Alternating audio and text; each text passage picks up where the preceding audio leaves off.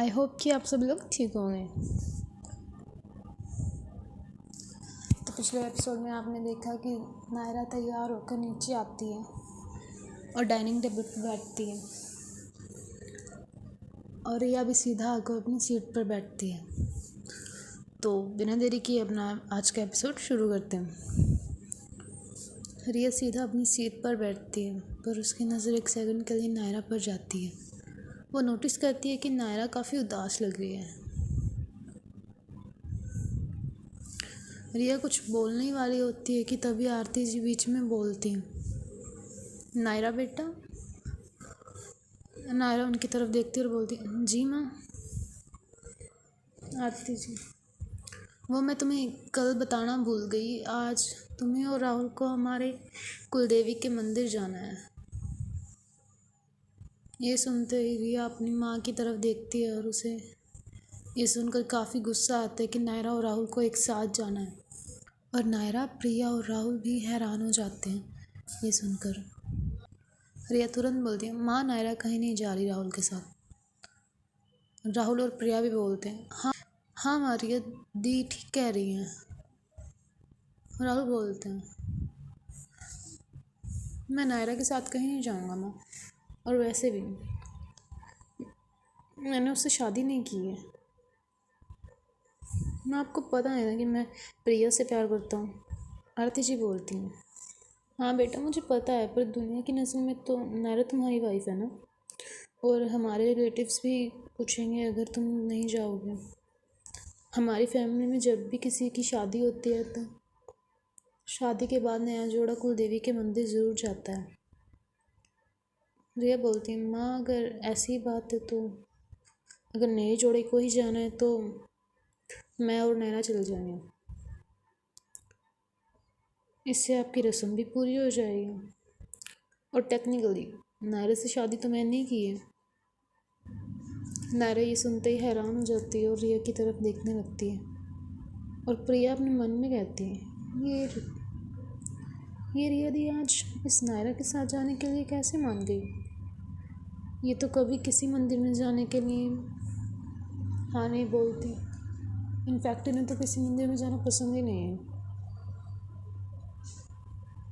आरती जी बोलती हैं, पर रिया बेटा। रिया बोलती है, माँ मैंने बोल दिया ना, मैं और नायरा ही जाएंगे।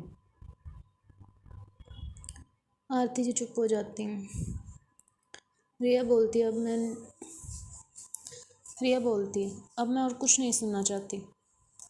आरती जी बोलती हैं, ठीक है बेटा, मैं पंडित जी को कॉल कर देती हूँ। आरती जी नायरा की तरफ देखती हैं और बोलती हैं, नायरा बेटा तुम रिया के साथ चली जाना। नायरा बोलती है, जी माँ। पर नायरा अभी भी हैरान थी कि रिया ने राहुल की जगह खुद जाने के लिए क्यों कहा।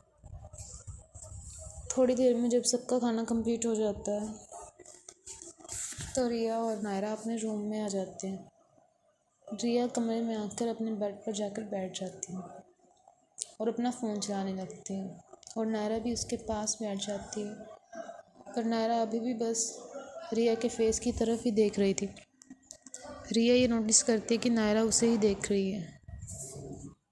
रिया नायरा की तरफ बिना देखे बोलती है, कोई प्रॉब्लम है स्वीटी? अगर तुम कुछ पूछना चाहती हो तो पूछ सकती हो।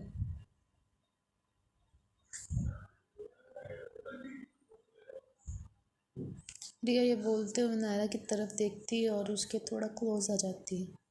नायरा थोड़ा पीछे होती है और बोलती है, वो मैं ये पूछ रही थी कि जब माँ ने कहा कि मुझे और राहुल को कुलदेवी के मंदिर जाना पड़ेगा तो आपने ये क्यों कहा कि राहुल की जगह आप मेरे साथ जाओगे।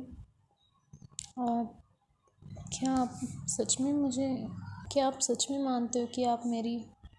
नायरा इतना बोलती है कि रिया उसके बिल्कुल क्लोज आ जाती है और बोलती है, तुम्हारी क्या स्वीटी। नायरा की हार्ट बीट तेज़ हो जाती है और उसके मुंह से आवाज़ ही नहीं निकल रही होती। रिया फिर बोलती है, तुम्हारी वाइफ। ये सुनते ही नायरा की आंखें बड़ी हो जाती हैं। रिया बोलती है, अगर तुम चाहो तो हाँ, मैं तुम्हारी वाइफ बन सकती हूँ, और वो भी रियल में।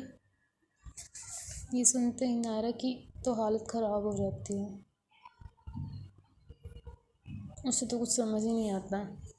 उसके कान बिल्कुल लाल हो जाते हैं और वो रिया से थोड़ा दूर हो जाती है।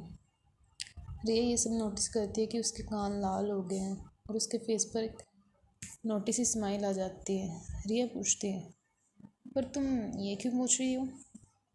कहीं तुम्हें राहुल के साथ तो नहीं जाना था? रिया नायरा की ओर क्लोज आ जाती है और बोलती है, स्वीटी तुम राहुल को पसंद करती हो क्या? ये सुनते ही नायरा के एक्सप्रेशन थोड़े चेंज हो जाते हैं। वो थोड़ी गुस्से वाली टोन में बोलती है, ऐसा ऐसा कुछ नहीं है, मैं उसे बिल्कुल पसंद नहीं करती। फिर यह बोलती है, अगर तुम बोल रही हो तो ठीक है, मुझे लगता है अब हमें चलना चाहिए स्वीटी।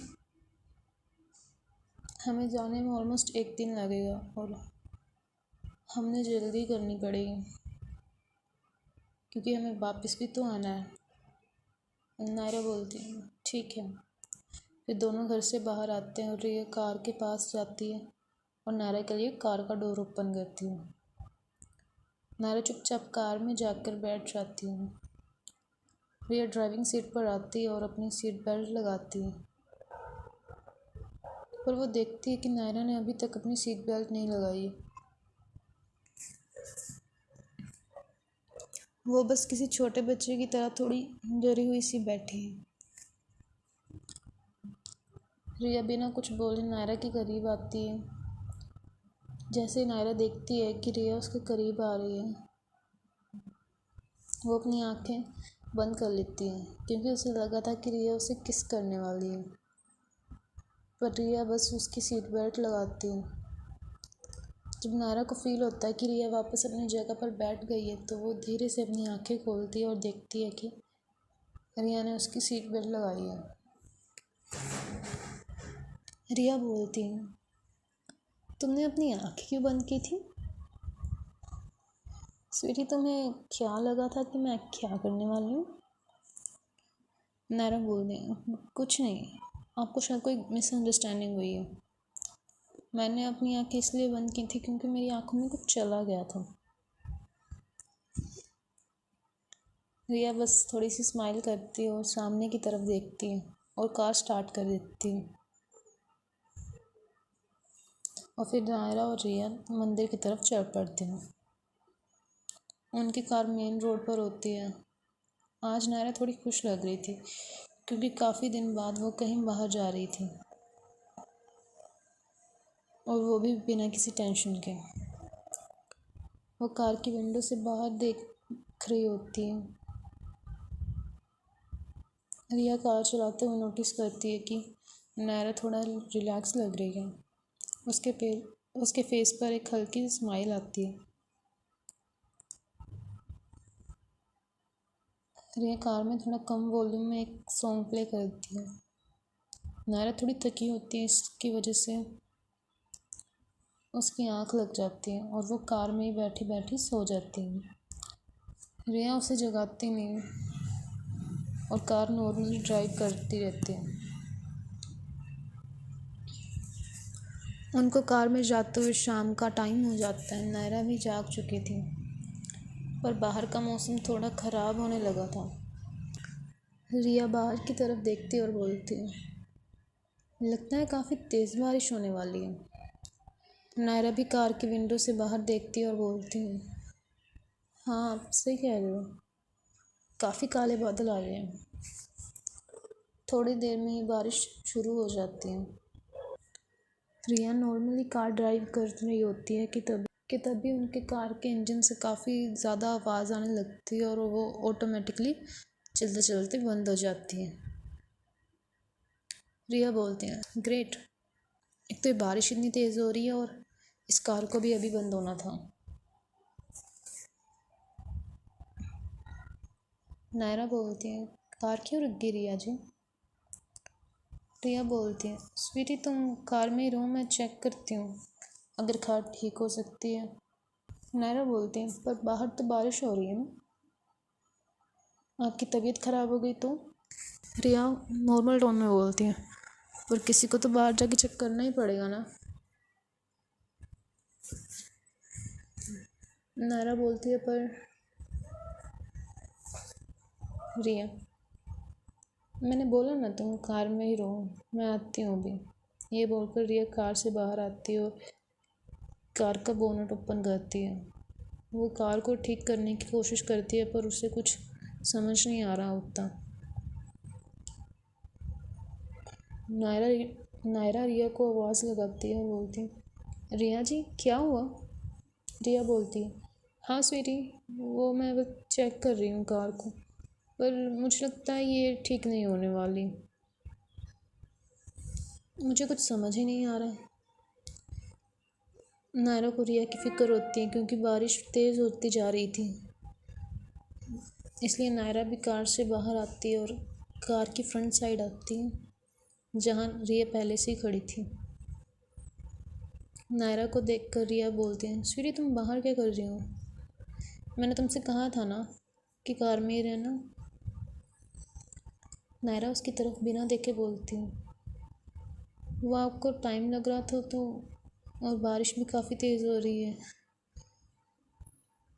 तो मुझे लगा आपको, तो मैं आपको देखने चली आई। वो पूछती है, कार ठीक हुई आपसे? रिया बोलती है, पता नहीं क्या प्रॉब्लम है, मुझे लगता अब ये कार मैकेनिक को ही दिखानी पड़ेगी। मुझे नहीं लगता अब ये स्टार्ट होने वाली है। नायरा बोलती है, तो अब हम क्या करेंगे? हमें मंदिर भी जाना है। रिया थोड़ा आसपास देखती है तो वो नोटिस करती है कि थोड़ी दूरी पर एक होटल है। वो बोलती है, थोड़ी दूरी पर एक होटल है, अभी के लिए हम वहाँ रुक जाते हैं, कल सुबह हम मंदिर चले जाएंगे। नायरा बोलती है, ठीक है। फिर वो दोनों बारिश में भीगते हुए उस होटल में पहुँचते हैं। आज के लिए बस इतना ही गाइस, मैं मिलती हूँ आपसे नेक्स्ट एपिसोड में। अगर आप जानना चाहते हो कि नेक्स्ट एपिसोड में क्या होता है, तो चैनल को सब्सक्राइब करना ना भूलें। Thank you so much for watching.